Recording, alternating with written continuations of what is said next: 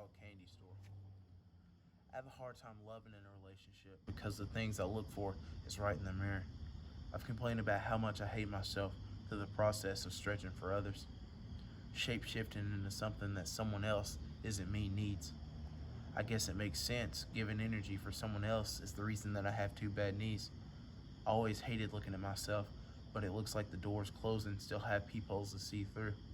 I look in the review to see the things behind until I realize I see myself too. I backslide just like anyone else, but find myself feeling the most vulnerable in the midst. I wear the same pair of shoes every day, but yet still search for someone else that can fit. The more qualities that are reflected of me, the more I fall. The more messages I receive, the more I'll call. The more emotion expressed, the more love that I share. The more silence that I see, the more I start to be scared. I love myself, but only when the picture is just me. It's hard to give love when the person I'm supposed to give it to doesn't trust me. Or the frame becomes smaller than I remember. The weather becomes colder than mid-December.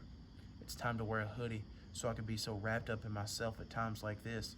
Putting the cold on someone else's shoulder before makes me wonder why I ever tried forcing a hug to provide more than lines like this. Love is painful, but it's patient. Love is painless, but it's eager. Just a kid in the candy store that only has enough money for one piece of candy, and he has to make a decision on which he prefers over the others. That kid is me. I only have enough love to fully to give one person, and I'm hurt if it isn't myself, but I'm expected to give the same amount to everyone else.